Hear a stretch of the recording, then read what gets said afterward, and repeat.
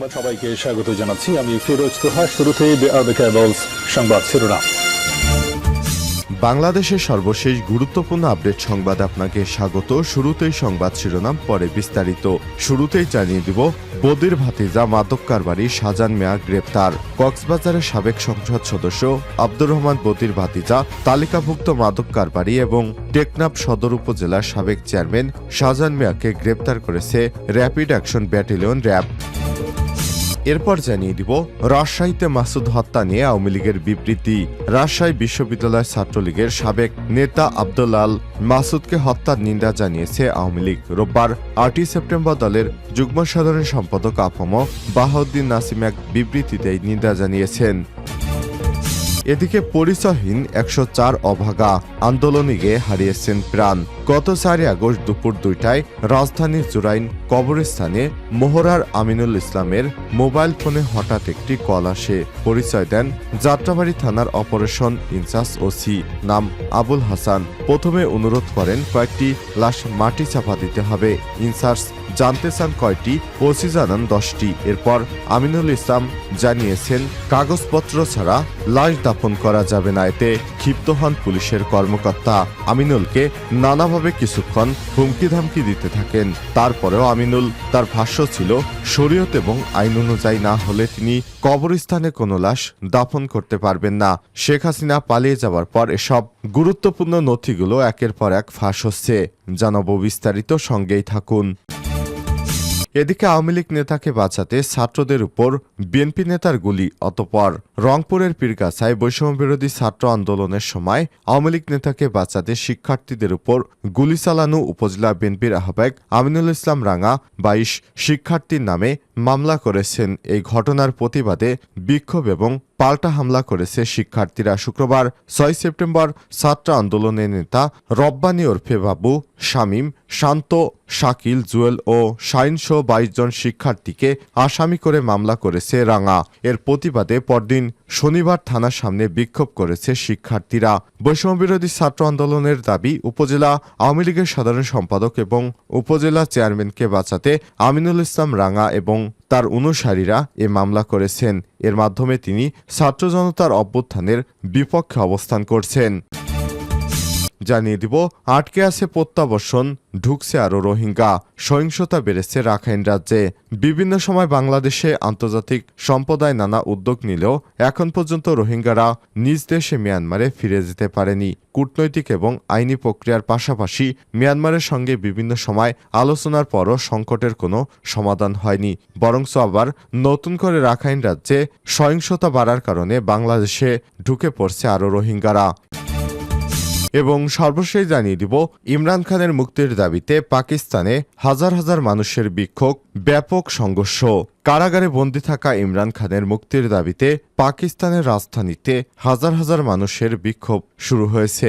ইমরান খানের দল পাকিস্তান তেহরিক ইনসাফ পিটিআই রোববার 8 সেপ্টেম্বর ইসলামাবাদে এই বিক্ষোভের আয়োজন করে।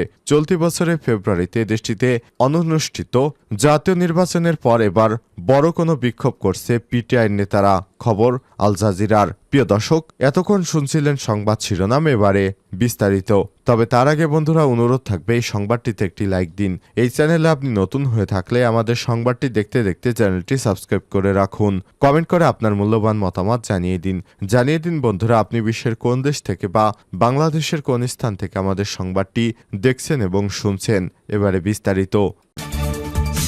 বদির ভাতিজা মাদক কারবারি শাহজাহান মিয়া গ্রেপ্তার। কক্সবাজারের সাবেক সংসদ সদস্য আব্দুর রহমান বদির ভাতিজা এবং তালিকাভুক্ত মাদক কারবারি টেকনাফ সদর ইউনিয়নের সাবেক চেয়ারম্যান শাহজাহান মিয়াকে গ্রেপ্তার করেছে র্যাপিড অ্যাকশন ব্যাটালিয়ন র্যাব। গতরাতে রাজধানীর বসুন্ধরা আবাসিক এলাকা থেকে তাকে গ্রেপ্তার করা হয়। সম্প্রতি বৈষম্যবিরোধী ছাত্র আন্দোলনে টেকনাফে ছাত্রদের বিরুদ্ধে প্রকাশ্যে অস্ত্র নিয়ে হামলা করতে দেখা গেছে শাহজাহান মিয়াকে। তার বিরুদ্ধে সহিংসতা এবং মাদকসহ একাধিক মামলা রয়েছে।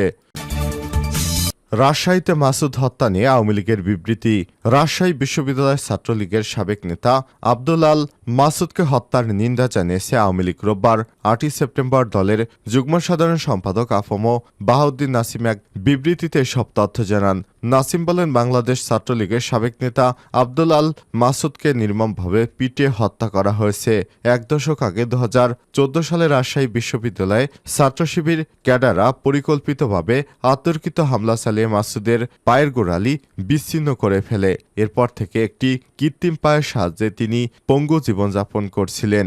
মাসুদ মাত্র 5 দিন আগে মাসুদ প্রথম কন্যা সন্তানের জনক হন। তিনি সদ্যজাত কন্যা সন্তানের জন্য ওষুধ কিনতে বাসা থেকে বের হয়েছিলেন। ঠিক সেই সময় সংঘবদ্ধভাবে হামলার শিকার হন মাসুদ। প্রথমে তাকে বস্তায় ভরে পেটানো হয়, এরপর রাজশাহীর বোয়ালিয়া থানায় নিয়ে তাকে ফেলে রাখা হয়। আইনশৃঙ্খলা রক্ষাকারী বাহিনীর সামনে এ ধরনের পৈশাচিক কর্মকাণ্ড আইনের শাসন সুস্পষ্ট অবনতি। এমনকি চিকিৎসার জন্য তাকে হাসপাতালে নিয়ে যেতে দেওয়া হয়নি।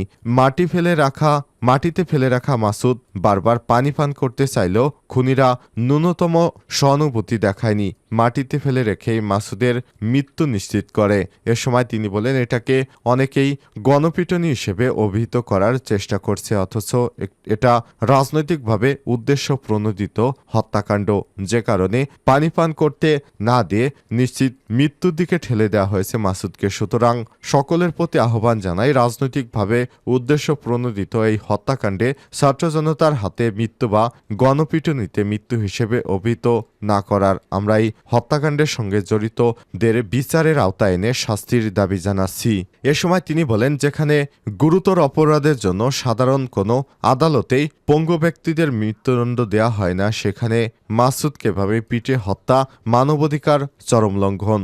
রাজনৈতিক প্রতিহিংসা চরিতার্থ করার অভিপ্রায় যাবতীয় গণতান্ত্রিক মূল্যবোধ বিসর্জন দেওয়ার যে চর্চা চলছে তা বাংলাদেশকে একটি অকার্যকর রাষ্ট্রে পরিণত করার দিকে এগিয়ে নিয়ে যাচ্ছে। এভাবে নির্বিচারে মানুষকে হত্যার জন্য গভীর বিপর্যয় ডেকে আনবে। আমরা এই হত্যার মহোৎসব বন্ধ করার দাবি জানাচ্ছি। আইন নিজের হাতে তুলে নিয়ে নৃশংস বর্বরতা প্রদর্শনী আর দেখতে চাই না।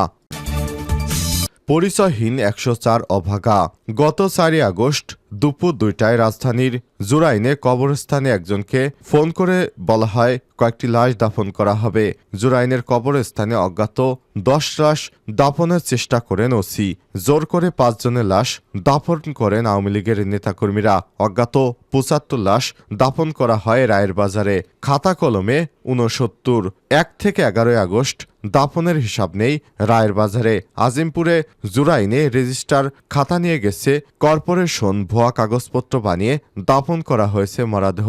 রেজিস্টার খাতা সহ আহত নিহতদের প্রমাণাদি নিয়ে গেছে পুলিশ। তুলে নেওয়ার ভিডিও থাকলেও খোঁজ মেলেনি শাকিলের। প্রাপ্ত তথ্য থেকে দেখা যায় এর বাইরে জুরাইন কবরস্থানে আরও 5টি অজ্ঞাত মরদেহ দাফন করা হয়েছে। সেগুলো স্থানীয় আওয়ামী লীগ নেতাকর্মীরা জোর করে দাফন করেছেন। একটি সূত্রের মাধ্যমে অজ্ঞাত দাফনের বিষয়টি নিশ্চিত হওয়া গেছে। 10টি লাশ ছিল বৈষম্যবিরোধী ছাত্র আন্দোলনের সমর্থক রাজপথে নেমে আসা ছাত্র জনতার। ওই লাশগুলি দাফন করেছে পুলিশের ওসি। আন্দোলন দমাতে মরিয়া পুলিশের গুলিতে নিহত হয়েছিলেন তারা। হত্যাযজ্ঞের প্রমাণ ধ্বংস করতে লাশগুলো জান্তন ধরনের মাটি চাপা দেওয়ার চেষ্টা করছিলেন পুলিশ কর্মকর্তা। তবে ইনচার্জ আমিনুল ইসলামের দৃঢ়তায় জুরাইন কবরস্থানে তা সম্ভব হয়নি। ওই 10টি মরদেহ নিয়ে পুলিশ এরপর কি করেছিল তা উদ্ঘাটন করা অসম্ভব। সেগুলো কোথায় দাফন করা হয়েছিল কিংবা আদতে তা করা হয়েছে কিনা তা জানতে 1 মাস ধরে অনুসন্ধান চালিয়েছে কালবেলা। জুরাইন কবরস্থানে গোরখোদক হিসেবে কাজ করেন এমন কয়েকজনের সঙ্গে আলাপ করা হয় ছদ্মবেশে। তবে কোনোভাবেই তারা দাফন সংক্রান্ত বিষয়ে কথা বলতে চাননি। এরপর যাত্রাবাড়ি থানার তৎকালীন ওসিকে খুঁজে বের করার চেষ্টা করা হয়, কিন্তু তার ব্যক্তিগত মোবাইল নম্বরটি বন্ধ। ব্যাচমেটদের মাধ্যমে খোঁজ নিলেও নিশ্চিত করে কেউ বলতে পারছেন না ওসি আবুল হাসান এখন কোথায় আছেন। গত 31 আগস্ট আবুল হাসানকে প্রশ্ন লিখে হোয়াটসঅ্যাপে মেসেজ পাঠানো হয়। মেসেজটি সেন্ড হয়েছিল, কিন্তু এ সময় পর দেখা যায় তিনি তার ব্যবহৃত হোয়াটসঅ্যাপ অ্যাকাউন্টটি মুছে ফেলেছেন। প্রাপ্ত তথ্য অনুযায়ী এর বাইরে জুরাইন কবরস্থানে আরও 5টি অজ্ঞাত মরদেহ দাফন করা হয়েছে। সেগুলো স্থানীয় আওয়ামী লীগ নেতাকর্মীরা জোর করে দাফন করেছে। এছাড়া দক্ষিণ সিটি অঞ্চলে 5-এর সহকারী সমাজ কল্যাণ কর্মকর্তা সাইদুর রহমান তখন জানিয়েছেন, জুরাইনে কোনো অজ্ঞাত লাশ দাফন করা হয়নি, অথচ সেখানেও লাশ দাফন করা হয়েছে।